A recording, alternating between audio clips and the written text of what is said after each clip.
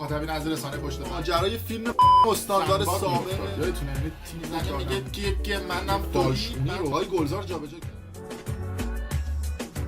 درود به مخاطبین عزیز، بنده امین فردین خوشحالم که به همراه تیمم بار دیگه با یک برنامه پشت پرده دیگه با شما هستم. امیدوارم که هر کجا این کره خاکی که هستید و صدا و تصویر من رو میبینید و میشنوید حال دلتون خوب باشه، جیبتون پرپول باشه. البته توی ایران با شرایط اقتصادی فعلی بعید میدونم جیب کسی پرپول باشه یا حال دلش هم خوش باشه، اما امیدوارم که سالم و سرحال باشید و کانال یوتیوب برنامه پشت پرده رو هم سابسکرایب کرده باشید و اگر هم سابسکرایب نکردید یه دکمه این پایین هست نوشته سابسکرایب، زنگوله رو هم بزنید، چون این روزها ما هر تحلیلی میکنیم، هر پیش بینی ها پشت پرده رو افشا میکنیم، خیلی سریع به حقیقت میپیونده. قبلا 5-6 ماه طول میکشید، الان زیر یه هفته اتفاقات میفته. نمونه بارزش هم این بود که ما هفته پیش بینی کردیم که منتظر یک اتفاق عجیب و غریب، یه حمله، یه سقوط، یه چیزی تو همین مایه ها باشید. با توجه به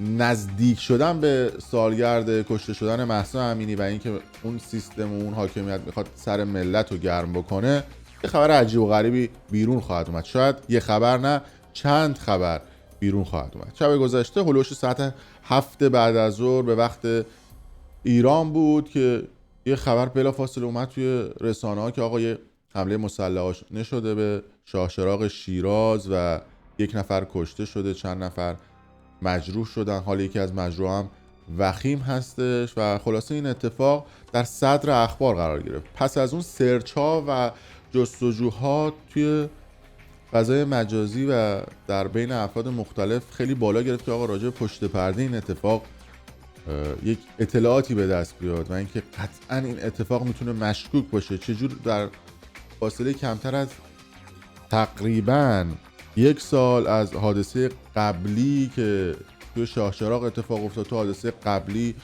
عنوان شد که 13 نفر کشته شدن، نزدیک 20 نفر مجروح شدن و چند نفر رو بازداشت کردن، 2 نفر رو هم همین 1-2 ماه پیش تو ملأ عام اعدام کردن. گفته بودن که از کشور بیگانه بوده، بعدش اومدن گفتن که از تبع افغانستان بودن و خلاصه قضیه رو سرتش رو هم آوردن. کسی هم نفهمید که اصل ماجرا چی بوده و همون موقع در همون حمله اول هم عنوان کردن که شما وقتی بخوای وارد یک جای مذهبی بشی، اونم مثل شاهچراغ، باید تدابیر امنیتی به شدت بالا باشه و همجوری به صورت یلخی یکی نمیتونه با اسلحه وارد بشه. ولی خب تو فیلم دوربین‌های مداربسته این اتفاق افتاد و خیلی شیک و مجلسی طرف وارد میشه، انگار می‌خواسته بره مجلس عروسی، همونجا اسلحه رو برمی‌داره و تپ میزنه و 13 نفر از هموطنای ما رو به راحتی میکشه و 20 نفر رو هم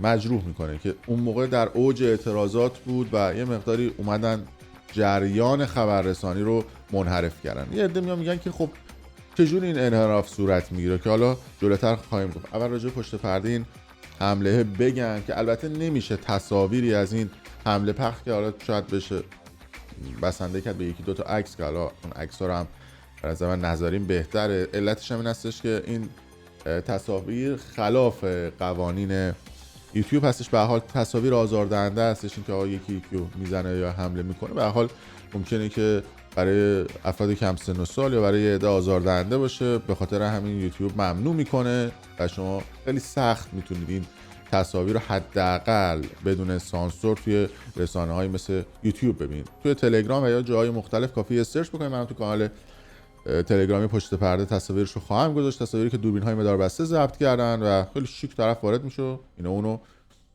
میزنه. اما پشت پرده این اتفاق چی هستش؟ دادستانی شیراز اعلام کرده که آمون استان فارس اعلام کرده که 4 نفر مظنون رو گرفته و البته تصاویری که منتشر شده نشون میده که 1 نفر رو دستگیر کردن. اون طرف گویا تقریبا 240 تا تیر، حالا توی هر خشابش معلوم نیست چند تا تیر بوده، همراه خودش داشته. احتمالاً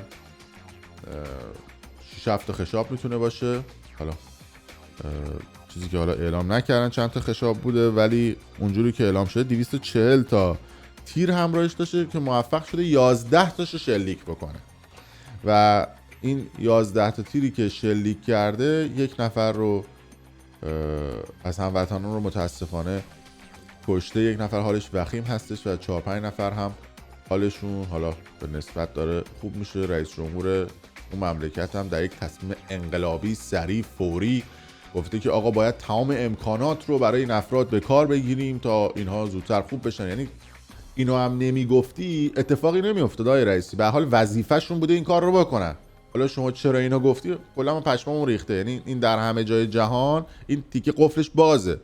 حالا حرف بهتر یا حرف سنگین‌تری نداشتی بزنی، حتما نداشتی بزنی، به حال 6 کلاس سواد این دردسرا رو هم داره. اما از اون طرف ما اومدیم چند وقت پیش توی رسانه پشت پرده گفتیم که آقا منتظر یک اتفاق عجیب و غریب باشید برای اینکه اینا بخوان سر مردم رو گرم بکنن و اصطلاحاً حواس مردم رو پرت بکنن به یه سمت دیگه با توجه به سالگرد کشته شدن مهسا امینی. و توی این 1-2 هفته گذشته از هر کاری دریغ نکردن. یعنی از فیلم گذاشتن کونه نمیدونم باجناق و رئیس اداره کل فرهنگ ارشاد اسلامی و نمیدونم فلان آدم مذهبی، یعنی خودزنی کردن، فیلم گذاشتن کونشون هم پخش کردن که حواس مردم پرت بشه. اما خیلی کم این اتفاق افتاد. دلیلش هم بهتون میگم که چرا کم فیلم کونکنیشون وایرال شد و فضا رو عوض نکرد.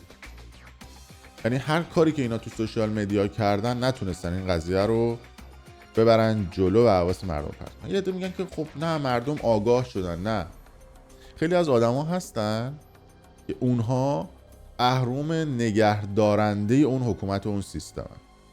آدمایی که توی انتخابات شرکت میکنن، رأی میدن، توی 22 بهمن توی نمیدونم مراسم‌های مختلف اصطلاحاً سیاسی که قدرت نمای اون نظام رو نشون میده، همیشه به کار هستن، پای صندوق‌های رأی هستن و همیشه حضور دارن.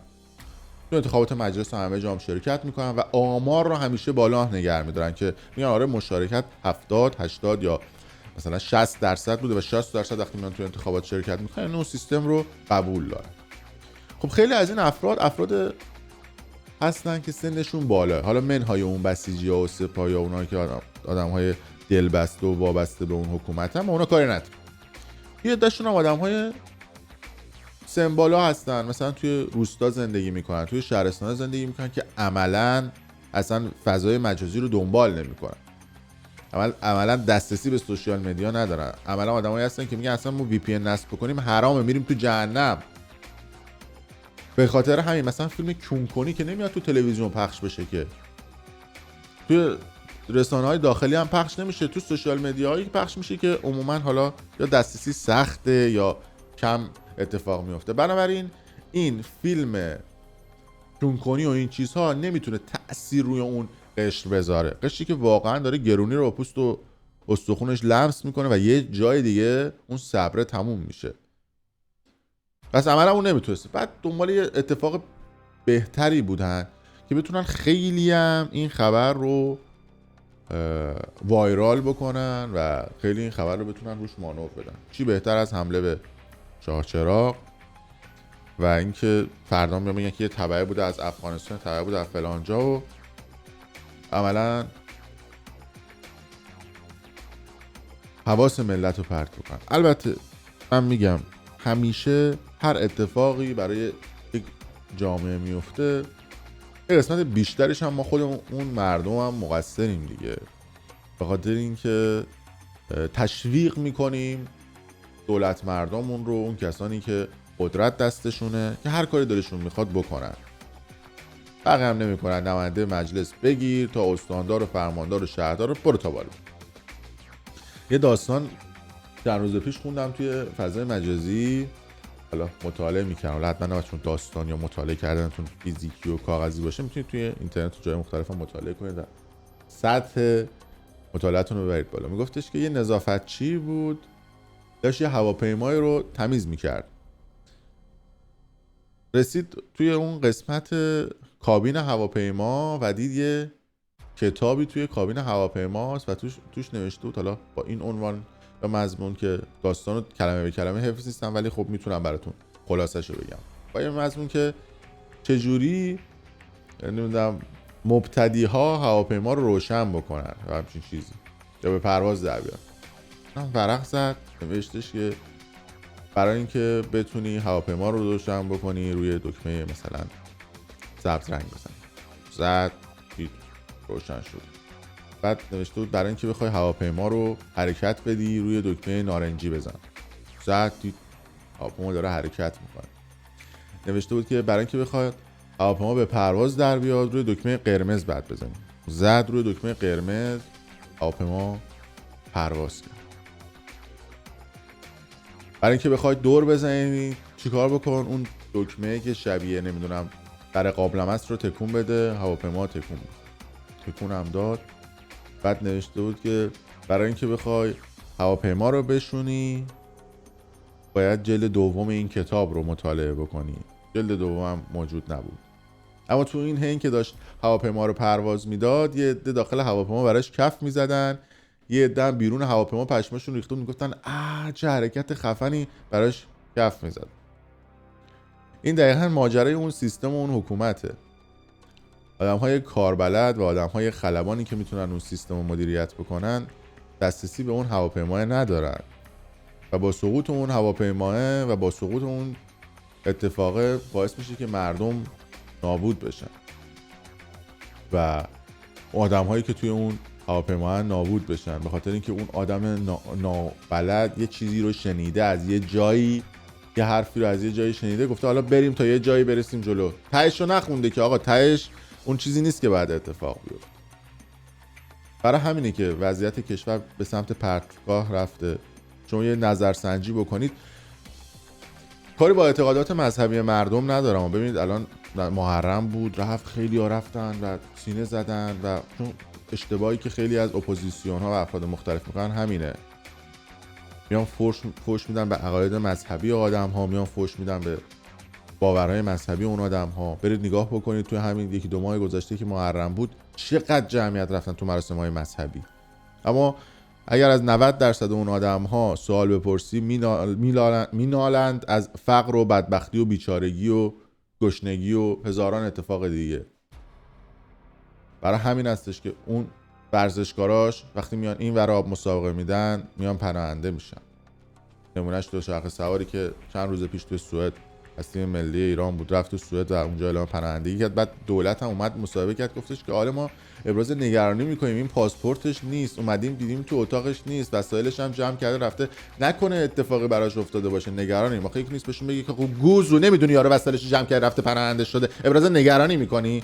حالا هم میری تو ایران خانواده‌اشو گروگان میگیری، دهن خانواده‌اشو سرویس میکنی که این آقا برگرده.